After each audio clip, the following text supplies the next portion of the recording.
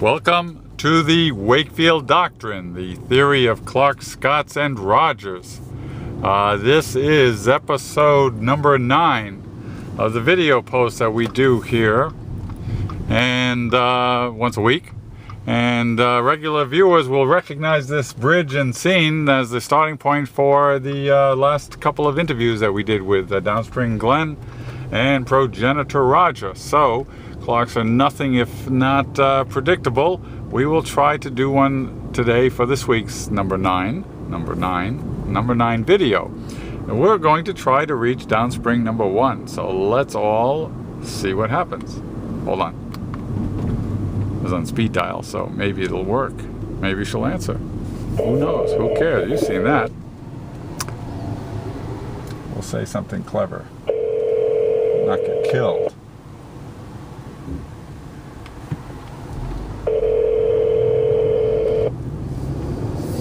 Great. Hello? Hello, you're live with the Wakefield Doctrine, video post number 9. No, not doing this. Thank you. As I was just telling the viewers, we've done the video interview with Downspring Glenn and Progenitor Roger, representing the Scotian and Rogerian element, and even though I am a Clarke, we thought we would try to basically have the same interview with you as a Clarke-like female, Downspring number 1. Hello. Yes, hello, and I did expect this call to be coming, although not today.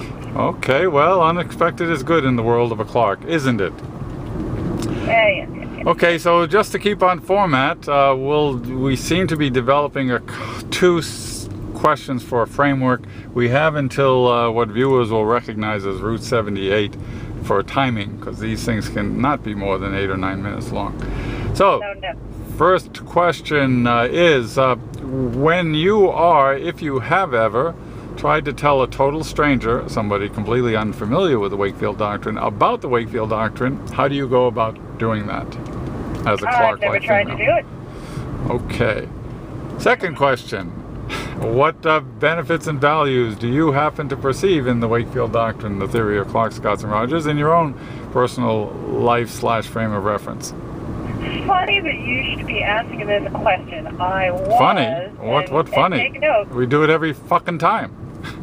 Yeah, whatever. Okay, don't interrupt me. So what is funny is I'm in the beginning of a comment, a very long comment being left at the doctrine that gives, as an example, a Clarke, myself, pulling out the Scotian tendency in full-blown 100% to achieve. So an example of a doing thing, which, as we know, Scots are of that sort. They just do. It is an energy thing. Hey, I'm just going to do this thing. Versus Clarke-like tendency to, hello, come back. Oh, I'm sorry. Are you still talking? yeah. Okay. You want to believe out the fuck you that's coming No, we don't. Okay, so that's very good. Tell us, did you follow and listen to the interview with Downspring Glenn and that with Progenitor Roger? Yes, so for the sake of everyone else, yes, people, I did do this thing, and your host here is aware of that. So tell us, how would you respond to Downspring Glenn's main point that Clarkes, while creative, tend to be pedantic and overly clever as opposed to just simply fun and funny? How would you respond to that as a Clarke-like female if Glenn were here? Well, he has those points correct, but it's correct, of course, from his point of view. Being a Clarke, I can see that, he's viewing it, he's interpreting it. Jesus Christ. Are we really like this?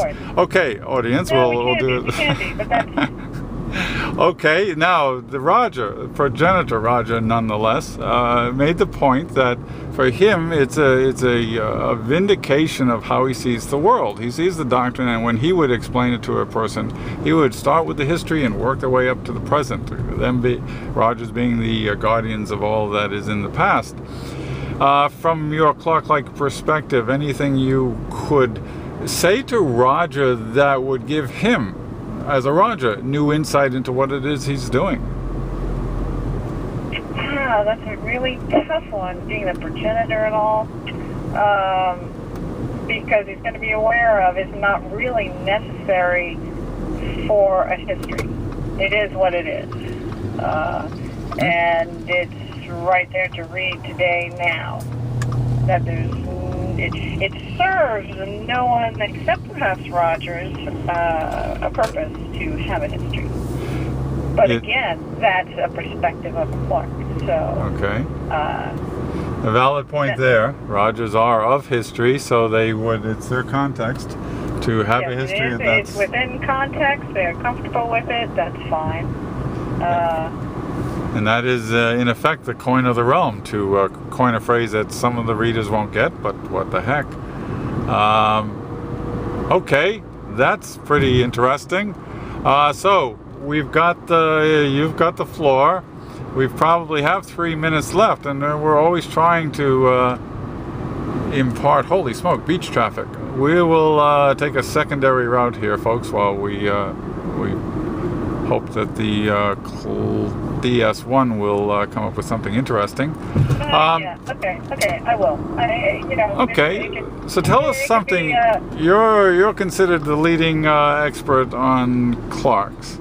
Tell us something that Glenn doesn't know about Rogers. Tell Rogers something he doesn't know about Scots.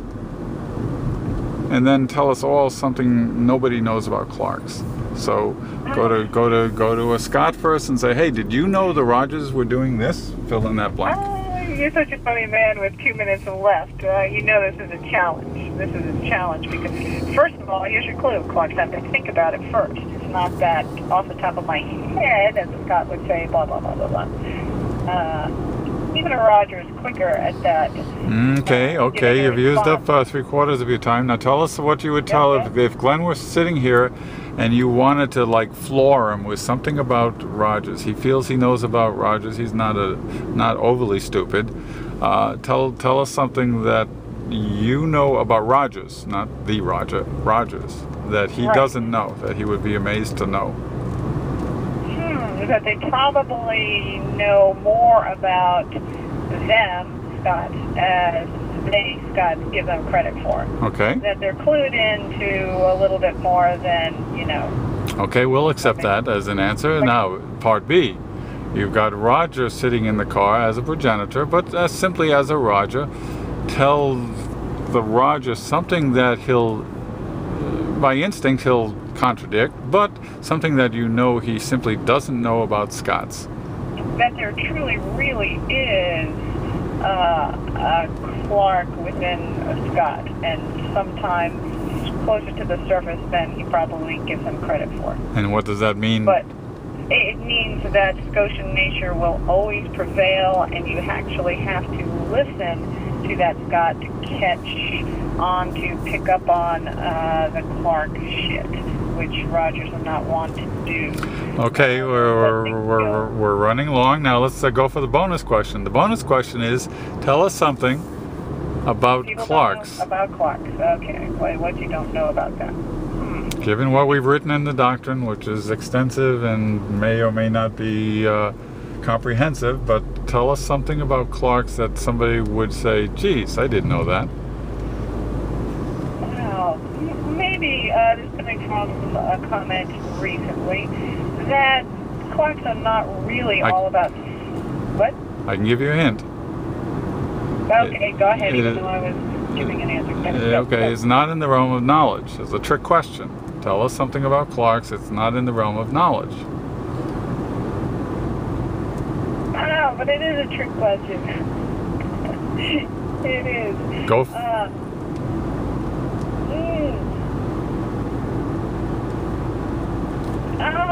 They do not suffer for suffering's sake. I don't know. I don't know. Yes, you do. All of us know that you know the answer to the question. Okay, well, we're running out of time, and let's not promulgate the attitude among some readers that this is a tough place to work. and that it's intimidating and challenging, because that's what we get for feedback on some of the comment lack But of. it can be challenging. It can be challenging. It should be challenging. Why not?